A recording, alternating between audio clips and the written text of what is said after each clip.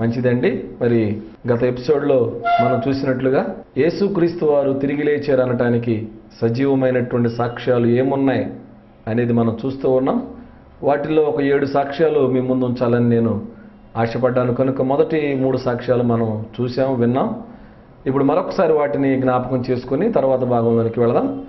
మొట్టమొదటిగా ఆయన లేచినటువంటి సమాధి, తిరిగి లేచినటువంటి సమాధి, అదిగో మీరు స్క్రీన్ మీద చూస్తున్నారు.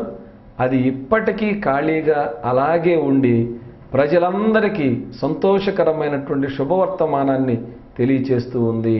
రెండవదిగా ఇదిగో మన భారతదేశంలో మద్రాసు పట్టణంలో ఉన్నటువంటి తోమా గారి, యేసుక్రీస్తు శిష్యులలో ఒకడైనటువంటి తోమా గారి సమాధి, తోమా గారు పరిచర్య చేసినటువంటి ప్రాంతాలు, వాటికి సంబంధించినటువంటి స్క్రిప్చర్స్ అన్నీ కూడా ఆ థామస్ మౌంట్ అనేటువంటి ఆ కొండ మీద, అదేవిధంగా బీచ్ పక్కన కట్టినటువంటి ఒక పెద్ద చర్చి ఉంది. ఆ చర్చిలో సజీవ సాక్ష్యాలుగా మనకి ఇదిగో యేసుక్రీస్తు వారు తిరిగి లేచాడు కనుక ఆ శుభవార్తని మన దేశంలో ఉన్నటువంటి ప్రజలందరికీ తెలియజేయటానికి మరి మీరు వెళ్ళి సర్వసృష్టికి సువార్తను ప్రకటించండి, నమ్మి బాప్తిసం పొందిన వాళ్ళు రక్షించబడును, నమ్మని వానికి శిక్ష విధించబడునని చెప్పబడిన యేసుక్రీస్తు వారి మాటను బట్టి తోమా గారు మన భారతదేశం వచ్చి ఆ మద్రాసులో మరి ఆయన హతసాక్షిగా మారినటువంటి సంఘటన ఈ రోజుకి నువ్వు నేను వెళ్ళినట్లయితే ఖచ్చితంగా మనకి దర్శనమిస్తుంది. ఇది రెండవ సాక్ష్యం. మూడవది, నీవు నేను మాట్లాడుకుంటున్నటువంటి క్యాలెండర్ 2014 సంవత్సరం ఈరోజు ఈ నెల ఎక్కడి నుంచి వచ్చాయంటే ఇదిగో లోకరక్షకుడు చనిపోయి తిరిగి లేచాడు కనుక ఒక క్యాలెండర్ వచ్చింది. క్రీస్తు శకం, క్రీస్తు పూర్వం అని 2 భాగాలుగా విభజించబడినటువంటి ఆ శకం నుంచి ప్రారంభమైంది ఈరోజు నువ్వు నేను మాట్లాడుకుంటూ ఉన్నటువంటి ఈ క్యాలెండర్. 2014 సంవత్సరం ఏప్రిల్ నెల మరి 20వ తారీఖు, 21వ తారీఖు, 22వ తారీఖు, 23వ తారీఖు, లేకపోతే 30వ తారీఖు, ఇలా మనం పేర్లు పెట్టి పిలుచుకుంటున్నటువంటిది యేసుక్రీస్తు వారు తిరిగి లేచి ఇంతకాలం అయిందని తెలియజేసేటువంటి సాక్ష్యం. ఇక మరొక దానిలోకి వెళ్దాం, 4వ సాక్ష్యంలోనికి వెళదాం. 4వ సాక్ష్యంలోనికి వెళితే ఆ రోజు ఆయన లేవటాన్ని చూచినటువంటి ప్రజలు, శిష్యులు సాక్షులుగా ఉన్నారు. ఆయన తిరిగి లేచి 40 దినాల పాటు మరి ఈ భూమి మీద సంచరించి శిష్యులను 1కి 10 సార్లు బలపరిచారు. అలాగే అనేకులకు కనపడ్డారు. ఇదిగో ఆయన పునరుత్థానుడై వెళ్ళిపోయేటప్పుడు, తిరిగి మరలా పరలోకానికి వెళ్ళిపోయేటప్పుడు కూడా అనేక మంది మరి యేసుక్రీస్తు వారిని డైరెక్ట్గా చూడటం జరిగిందని ఇదొక సజీవ సాక్ష్యంగా. వాళ్ళందరూ మనకు సాక్షులండి. వాళ్ళందరూ ఆ చూచినటువంటి వాళ్ళందరూ మనకు సాక్షులే. కొన్ని చూద్దాం బైబిల్ గ్రంథం నుంచి. అపోస్తల కార్యాలు ఒకసారి మనం జ్ఞాపకం చేసుకుంటే మొదటి అధ్యాయంలో 6వ వచనం నుంచి మనం చదువుకుంటే, కాబట్టి వారు కూడి వచ్చినప్పుడు, ప్రభువా ఈ కాలమందు ఇశ్రాయేలునకు రాజ్యము మరలా అనుగ్రహించెదవా అని ఆయన అడుగగా, ఆయన కాలములను సమయములను తండ్రి అధీనములో ఉంచుకుని ఉన్నాడు, వాటిని తెలుసుకొనుట మీ పని కాదు అని వాళ్ళకు చెప్పిన తర్వాత ఇదిగో 9వ వచనములో ఈ మాటలు చెప్పి వారు చూచుచుండగా ఆయన ఆరోహణమాయను. చూచుచుండగా ఆయన ఆరోహణమాయను. అప్పుడు వారి కన్నులకు కనబడకుండా ఒక మేఘము ఆయనను కొనిపోయెను. ఆయన వెళ్ళుచుండగా వారు ఆకాశం వైపు తెరిచూచుచుండిరి.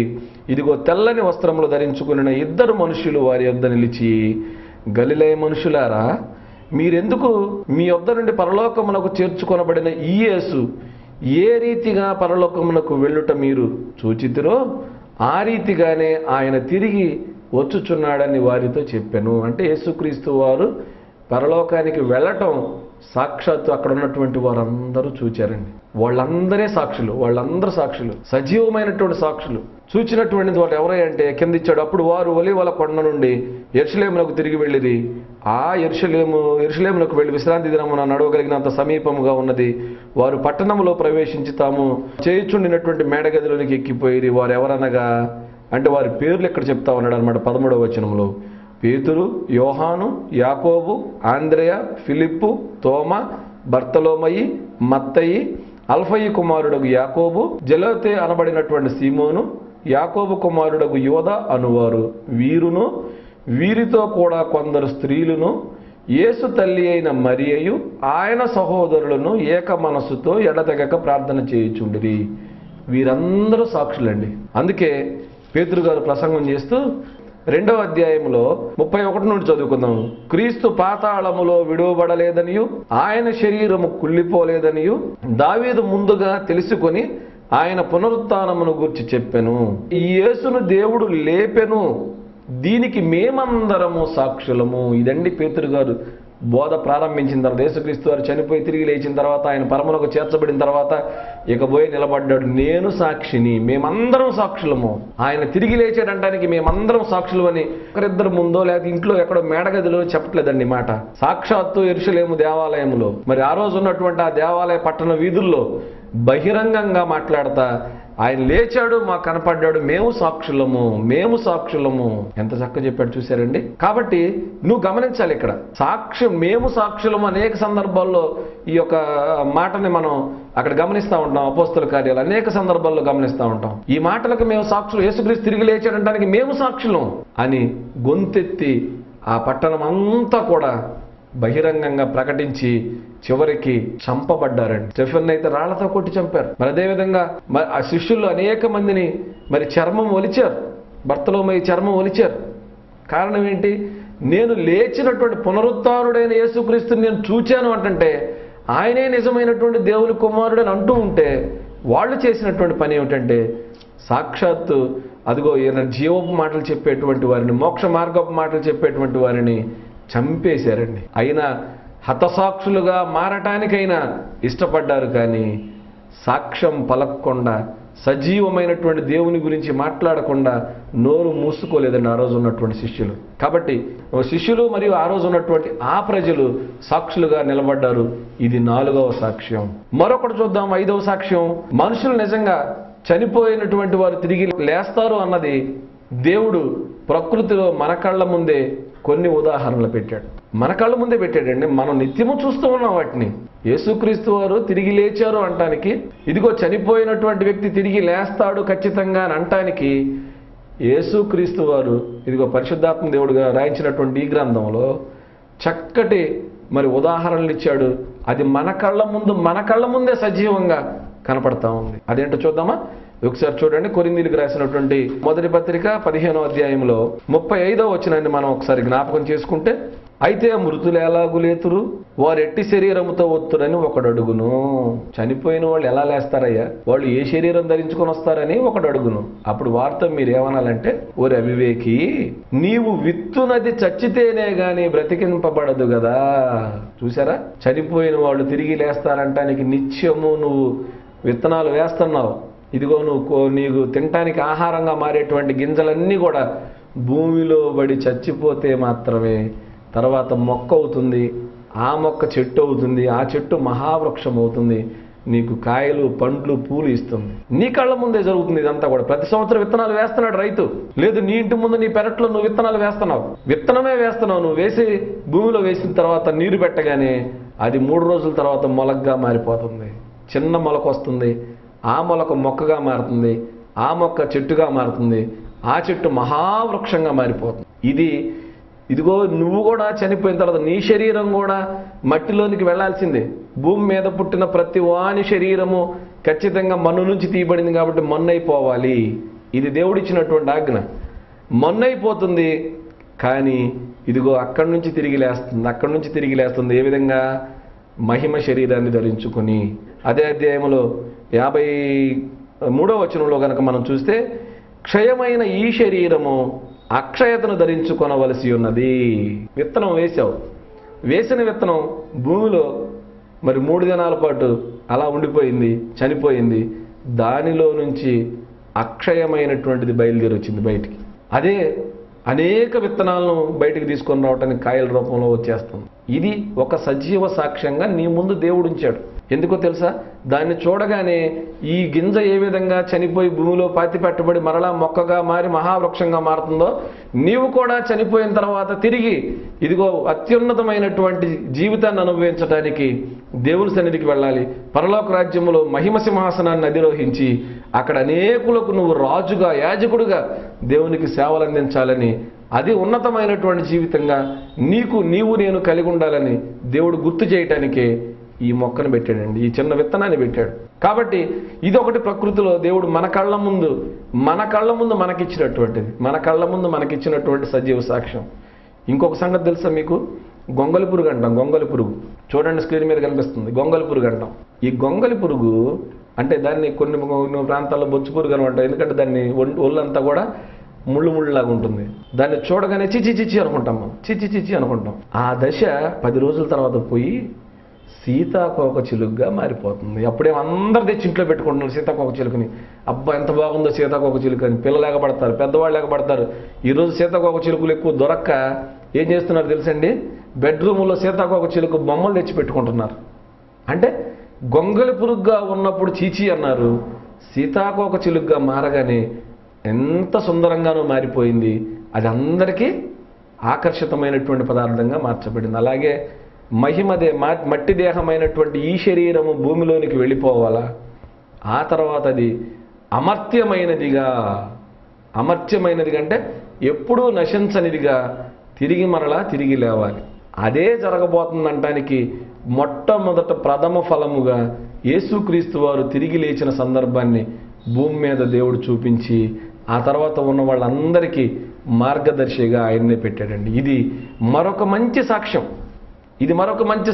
ఇదిగో నీవు విత్తినటువంటిది మొక్కగా, ఆ తర్వాత చెట్టుగా, ఆ తర్వాత మహావృక్షంగా ఎలా మారబోతుందో, ఇదిగో నీ కళ్ళ ముందు భూమి మీద దేవుడు పెట్టినటువంటి ఈ యొక్క చిన్న ఆ పురుగుల్లో గొంగలి పురుగు ఏ విధంగా సీతాకోక చిలుకగా మారుతుందో అది దేవుడు ప్రత్యేకంగా నీ కోసం ఏర్పాటు చేశాడు. ఇదిగో నీవు చనిపోయిన తర్వాత కూడా నా మాటల ప్రకారం నువ్వు భూమి మీద జీవించినట్లయితే దానికి ఏ విధమైనటువంటి సౌందర్యం వచ్చిందో అలాగే నీవు కూడా అంత ఘనుడుగా, యాజకుడుగా, రాజుగా, దేవుని సొత్తైన ప్రజలుగా, నా సొంత ప్రజలుగా నా యొక్క సింహాసనం ప్రక్కన మీకు సింహాసనాలు వేసి కూర్చోబెడతాను. అప్పుడు నీకంత శోభ వస్తుందని దేవుడు మనకి తెలియజేస్తూ ప్రకృతిలో దీన్ని పెట్టాడు. ఇది 3వ సాక్ష్యం. మనిషి తిరిగి లేస్తాడా అంటానికి చాలా సింపుల్ ఎగ్జాంపుల్ చెప్పేశారండి దేవుడు. చాలా సింపుల్, నిజమే కదా. మరి విత్తనాలు మనం చూస్తున్నాం. విత్తనం వేస్తున్నాడు కానీ మనిషి చెట్టును నాడతాడా? లేదండి. విత్తనం వేస్తే విత్తనం మొక్క అవుతుంది. ఆ మొక్కని ఒక చోట నుంచి ఇంకో చోట మార్చుకుంటాడు కావాలంటే. ఇప్పుడు వరి పొలం ఉందనుకోండి, విత్తనాలు వేస్తాం, నారు వస్తుంది. ఆ నారుని తీసుకొని పోయి మరలా మొత్తం చేనంతా నాటుతారు. అప్పుడు చేనంతా కూడా వరి మొక్కలు వస్తాయి బయటికి. చూశారు కదా. అంటే విత్తనాన్ని నాటిన తర్వాత చిన్నగా అది నారుగా వచ్చింది.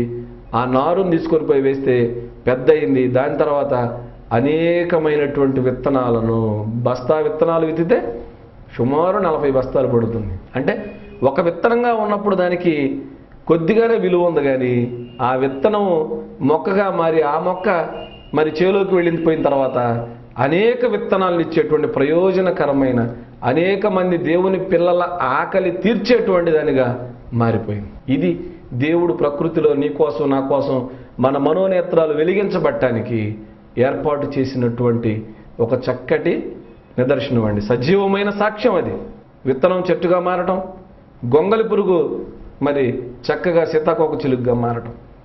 చనిపోయిన తర్వాత మన జీవితం కూడా అలాగే ఉంటుందండి.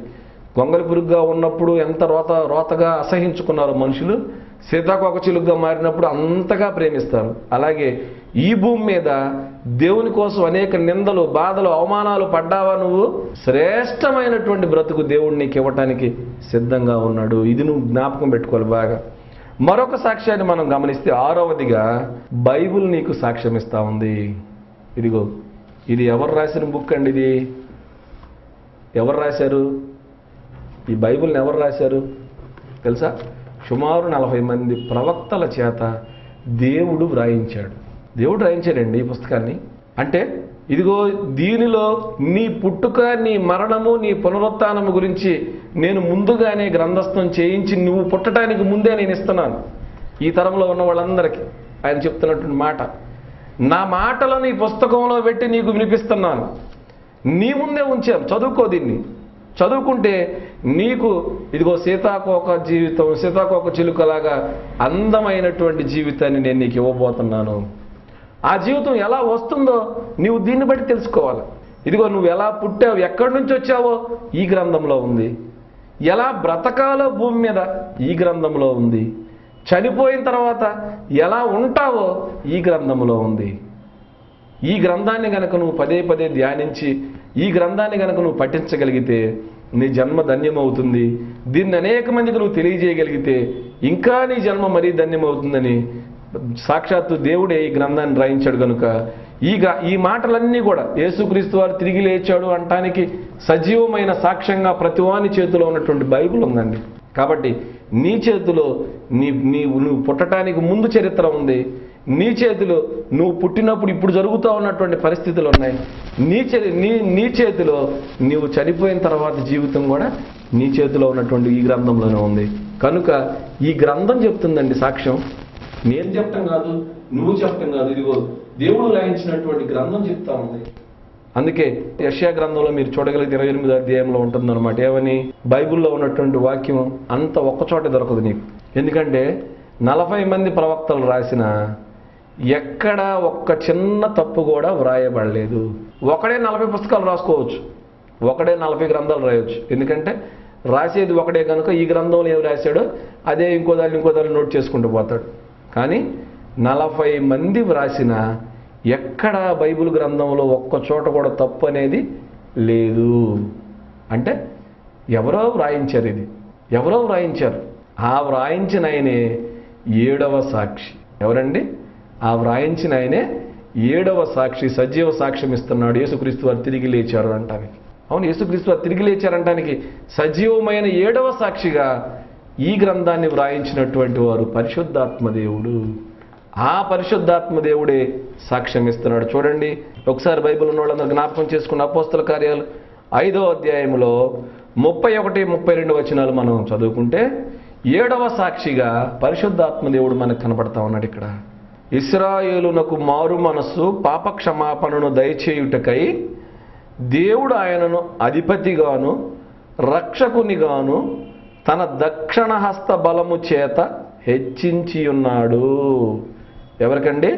ఇశ్రాయేలీలకు మారు మనసు పాపక్షమాపణ కలగటానికి. ఎందుకంటే ఇశ్రాయేలీల గురించి యెషయా గ్రంథంలో దేవుడు మాట్లాడుతూ ఉన్నాడు. ఏమని? ఆకాశం ఆలకించు, భూమి చెవియొగ్గు, నేను పిల్లలను పెంచి గొప్పవారిని చేశాను, తక్కువేం చేయలేదు, అందరినీ గొప్పవారిగా చేశాను, వారు నా మీదే తిరగబడ్డారు. అంటే దేవుని మీద తిరగబడినటువంటి వారుగా ఇశ్రాయేలు ప్రజలు ఉన్నారు. మరి ఎర్ర సముద్రాన్ని దాటించుకుంటూ వచ్చినప్పుడు అయ్యో హల్లెలూయా హల్లెలూయా అని పాటలు పాడారు. ఇంత అద్భుతం ఇంకెక్కడన్నా ఉందా? సాక్షాత్తు సముద్రం చీలిపోవటం ఏమిటి? నిజంగా మన దేవుడే దేవుడిని మరి చేసి అలాంటి వారు ఇశ్రాయేలు దేశానికి వచ్చిన తర్వాత, పాలు తేళ్లు ప్రవహించేటువంటి కనానికి వచ్చిన తర్వాత కొంతకాలం అయిపోగానే 2-3 తరాలకి అసలు సాక్షాత్తు సజీవుడైనటువంటి దేవుని కార్యాలు మర్చిపోయి దేవుని చిత్తానుసారంగా బ్రతకకుండా అన్య దేవతల వైపు తిరిగిపోయారు. అందుకని వారి గురించి మాట్లాడతా ఇక్కడంట, అందుకే వారికి పాపక్షమాపణ మారు మనసు కలుగుటకై, ఏం కలగడానికండి? పాపక్షమాపణ మారు మనసు కలగటానికై ఇదిగో దేవుడు తన దక్షిణ హస్త బలము చేత వారిని విడిపించటానికి యేసుక్రీస్తు వారిని భూమి మీదకు పంపించాడు.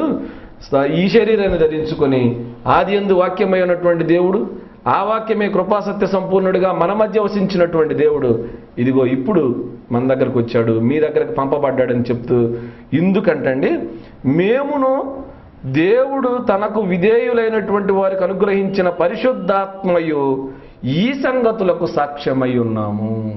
ఎంత చక్కని మాట చెప్పాడు చూడండి. మేమును అంటే పేతురు గారు మరియు శిష్యులను, రెండవది దేవుడు తనకు విధేయులైనటువంటి వారందరికీ అనుగ్రహించేటువంటి పరిశుద్ధాత్మ దేవుడు కూడా ఇందుకు సాక్షులై ఉన్నారు. ఇందుకు సాక్షులై ఉన్నారంటే పరిశుద్ధాత్మ దేవుడు కూడా సాక్షి. కారణం ఏంటంటే ఒకసారి పేతురు రాసినటువంటి 2వ పత్రిక 1వ అధ్యాయంలో 21వ వచనం, ఏలయనగా ప్రవచనము ఎప్పుడును మనుషుని ఇచ్చను బట్టి కలుగలేదు గాని, బైబిల్లో వ్రాయబడిన ఏ వాక్యము కూడా మనుషుని యొక్క కోరికను బట్టి వ్రాయబడలేదు గాని, మనుషులు పరిశుద్ధాత్మ వలన ప్రేరేపించబడిన వారై దేవుని మూలముగా పలికిరి. అంటే ఈ గ్రంథం, నీ చేతిలో ఉన్నటువంటి గ్రంథం మనుషులు రాసింది కాదు, పరిశుద్ధాత్మ దేవుడు దేవుని ప్రేరణ వలన వ్రాయించినటువంటి మాట. దేవుడే పరిశుద్ధాత్మ దేవుని పంపి వారిని ప్రేరేపించి, ఆ 42 మంది ప్రవక్తల్ని, 42 మంది మనుషుల్ని ప్రేరేపించి వారి చేత ఈ గ్రంథాన్ని వ్రాయించారు. అంటే నీ చేతిలో ఉన్న బైబిల్ గ్రంథం ఎంత గొప్పదో చూడండి. మనుషులు రాసిన పుస్తకం కాదు ఇది, సాక్షాత్తు దేవుడే వ్రాయించిన పుస్తకం అండి ఇది. నీవు నేను గమనించాల్సింది ఏమిటంటే, అందుకే బైబిల్ గ్రంథాన్ని మనం చాలా పవిత్రంగా దగ్గర పెట్టుకుంటాం. మిగతా పుస్తకాలు కాళ్ళకు తగిలినా పెద్దగా పట్టించుకోం, కానీ పొరపాటున బైబిల్ గ్రంథం కాలుకు తగిలింది అనుకోండి, ఊరుకుంటారు, తొక్కుంటూ వెళ్తారా? వెళ్ళరు. కారణం ఏంటంటే ఇది దేవుని గ్రంథము. ఈ గ్రంథము సాక్ష్యం ఇస్తుంది యేసుక్రీస్తు వారు లేచారని, గ్రంథస్థం చేయబడిన మాటలు. కాబట్టి ఇదిగో 7 సాక్ష్యాలు మరలా ఒకసారి చూద్దాం. మొట్టమొదట ఇదిగో నీకు స్క్రీన్ మీద కనిపిస్తున్నటువంటి ఆయన లేచిన సమాధి నీకు సాక్ష్యం ఇస్తూ ఉంది. ఇప్పటికీ ఖాళీగా ఉంది, వెళ్ళి చూసుకోండి. తర్వాత రెండవది, మన దేశం వచ్చినటువంటి ఆయన శిష్యులలో ఒకడైనటువంటి తోమా గారు హతసాక్షిగా మారి ఆయన తిరిగి లేచాడన్నటువంటి సత్యాన్ని ప్రపంచానికి తెలియజేస్తూ మన దేశం వచ్చాడు. మూడవది, ఇదిగో క్యాలెండర్, నువ్వు ఫాలో అవుతున్నటువంటి క్యాలెండర్ క్రీస్తు తిరిగి లేచాడంటానికి మనం క్రీస్తు శకములో ఉన్నామని తెలియజేస్తూ ఉంది ఈ క్యాలెండర్. ఆయన లేచినప్పుడు చూసినటువంటి శిష్యులు, ఆయనతో లేచిన తర్వాత కలిసి భోంచేసినటువంటి శిష్యులు సాక్ష్యం ఇచ్చారు ఆ రోజు. తర్వాత ప్రకృతిలో చనిపోయిన వాడు తిరిగి లేస్తాడు అంటానికి, ఇదిగో ఇలా యేసుక్రీస్తు వారు ప్రథమ ఫలంగా అందరిలో లేపబడతాడంటానికి మొట్టమొదటి నుంచి, భూమి పుట్టినప్పటి నుంచి కూడా దేవుడు సాక్ష్యం ఉంచాడండి. అదే విత్తనము చెట్టుగా, భూమిలో పడినటువంటి విత్తనం చనిపోయి మరి మొక్కగా, చెట్టుగా, మహావృక్షంగా మారటం, అలాగే గొంగలి పురుగు సీతాకోక చిలుగ్గా మారిపోవటం. ఇది నీకు 5వ సాక్ష్యంగా దేవుడు చూపిస్తూ ఉన్నాడు. 6వ సాక్ష్యంగా నీవు నేను చదువుతూ ఉన్నటువంటి దైవ గ్రంథం. ఎందుకు దీన్ని చదవాలంటే, చాలామంది ఏం చేస్తారంటే, ఎప్పుడో వెళ్ళేటప్పుడు, వచ్చేటప్పుడు, లేకపోతే ఎక్కడికైనా బయటకు వెళ్ళేటప్పుడు గబక్కనే ఇదిగో బైబిల్ ఇలా తీసి ఒక వాక్యం ఇలా తీసుకొని గబక్కనే ఏదొచ్చింది అది చదువుకొని అబ్బా పర్లేదు అనుకుంటారు. మంచిది వస్తే, ఏదన్నా కొంచెం ఇబ్బందికరమైంది వస్తే చచ్చా ఇది కాదు మళ్ళీ ఇంకోటి చదువుకొని వెళ్ళిపోతూ ఉంటారు. అలా కాదు. ఒకసారి మీరు బైబిల్ గ్రంథం తీసినట్లయితే కీర్తన గ్రంథం 1వ అధ్యాయం 1వ వచనంలో ఎంత చక్కటి మాట దేవుడు మనకి వ్రాయించాడు చూడండి. దుష్టుల ఆలోచన చొప్పున నడువక, పాపుల మార్గమున నిలువక, అపహాసకులు కూర్చుండు చోట కూర్చుండక, యెహోవా ధర్మశాస్త్రమునందు ఆనందించుచు దివారాత్రము దీనిని ధ్యానించువాడు ధన్యుడు. అప్పుడప్పుడు ఒక వాక్యం చదువుకునేవాడు ధన్యుడు కాదు, ఏదో నీకు తీరినప్పుడు చదువుకునేవాడు ధన్యుడు కాదు. దివారాత్రములో దానిని ధ్యానించువాడు ధన్యుడు అన్నాడంటే ధ్యానించాలి, చదువుతూ ఉండాలా, మన భవిష్యత్తు తెలుసుకోవాలా, లోకంలోనికి వెళ్ళి దేవునికి సాక్షులుగా బ్రతకాలి. అప్పుడే ఇదిగో నీకు పరలోక రాజ్యం వస్తుంది. పరుగు పందెంలో పాల్గొని అందరికంటే ఫస్ట్ పరిగెత్తే ప్రైజ్ వచ్చిద్దా, లేకుంటే టీవీ చూస్తూ ఉంటే ప్రైజ్ వచ్చిద్దా? బాగా పరిగెత్తున్నాడు టీవీ చూసి చప్పట్లు కొట్టేవాళ్ళకి నీకు వచ్చిద్దా ప్రైజు? రాదు. ముందు గ్రౌండ్లోకి వెళ్ళాలి, నువ్వు ప్రాక్టీస్ చేయాలి, ప్రాక్టీస్ చేసిన తర్వాత పోటీల్లో పాల్గొనాలి, ఆ పోటీల్లో ఫైనల్కి రావాలి, ఫైనల్లో అందరికంటే ఫస్ట్ పరిగెత్తే అప్పుడు నీకేం వస్తుంది? ప్రైజ్ వస్తుంది. పరలోక రాజ్యం కూడా అంతే. దివారాత్రములో దీన్ని ధ్యానించాలి. ఈ గ్రంథాన్ని ధ్యానించడమే కాకుండా మన జీవితాల ద్వారా అనేకులకు దాన్ని చూపించాలి. చూపించినటువంటి మన జీవితంలో అనేక మందికి చూపిస్తే అప్పుడు నీకు పరలోక రాజ్యం ప్రతిఫలం. అసలు పరలోక రాజ్యానికి వారసుడు అవుతావు. మరి ఇవన్నీ చేయాలంటే మొట్టమొదటి నీకేముండాలి తెలుసా? పోటీల్లో పాల్గొనడానికి అర్హత ఉంటుంది, అర్హత పరీక్ష ఉంటుంది, అర్హత పత్రం ఉంటుంది, సర్టిఫికేట్ అంట, అర్హత సర్టిఫికేట్, ఎలిజిబిలిటీ సర్టిఫికేట్, అది కావాలి. ఉందా నీకు సర్టిఫికేట్? నీకు సర్టిఫికేట్ ఉందా? ఏ సర్టిఫికేట్? పరలోక రాజ్యానికి వెళ్ళాలంటే బాప్తిస్మం కంపల్సరీ, ఖచ్చితంగా తీసుకుంటేనే వెళతావు. బాప్తిస్మం తీసుకోకపోతే వెళ్ళమండి, ఖచ్చితంగా వెళ్ళం. అదే రేపు వారం మాట్లాడుకుందాం. ఏ వయసు వారికి బాప్తిస్మం కావాలి, ఎప్పుడు బాప్తిస్మం కావాలి, ఆ బాప్తిస్మం తీసుకుంటేనే పరలోకమా? అసలు చర్చికి వెళ్ళడానికి నువ్వు చర్చి లోపలికి అడుగు పెడుతున్నావు అంటే నీకు బాప్తిస్మం ఉండాలి, నీకు తెలుసలేదు. అదేంటండి, పాపుల కోసమే కదా దేవుడు చెప్పింది, పాపుల కోసమే కదా చర్చి కట్టిందంటే, చర్చి కట్టింది పాపులు పరిశుద్ధులుగా మారి లోపలికి రావటానికి, నీ ఇష్టం వచ్చినట్టు పోవటానికి కాదు. మళ్ళీ చర్చి నుంచి వెళ్ళిన తర్వాత నీ ఇష్టం వచ్చినట్టు తిరగటానికి కాదు. అసలు లోపలికి అడుగు పెట్టాలంటేనే నా మందిరం అనేకులకు ప్రార్థనా మందిరం అనబడును అన్నాడు. పరిశుద్ధులకు ప్రార్థనా మందిరం అది. కాబట్టి దాన్ని నువ్వు బాప్తిస్మం లేకుండా లోపలికి వెళ్ళిపోయి నీ ఇష్టానుసారంగా దాన్ని అపవిత్రపరచకూడదు. అవునా? అవునండి. చూద్దాం. బాప్తిసం ఎందుకు తీసుకోవాలి, ఎప్పుడు తీసుకోవాలి, ఎలా తీసుకోవాలి అనేది రేపటి ఎపిసోడ్లో మీకోసం నేను మాట్లాడబోతా ఉన్నాను. ఒకసారి దయచేసి మీరు ఊరకనే కూర్చోవద్దు. ఒక పెన్, బుక్ ఒకటి తీసుకొని కూర్చోండి. బైబిల్ గ్రంథంతో పాటు ఈ మాటలు వ్రాసుకొని మీరు అనేకులకు చెప్పగలిగితే ఈ మాటలు ఖచ్చితంగా మీకు దేవుని యొక్క దీవెన ఉంటుంది. ఏదో పరధ్యానంగా కూర్చోవద్దు. దయచేసి విలువైనటువంటి మాటలు మీరు నేర్చుకొని మరి 10 మందికి నేర్పండి. దేవుడు మన కుటుంబాన్ని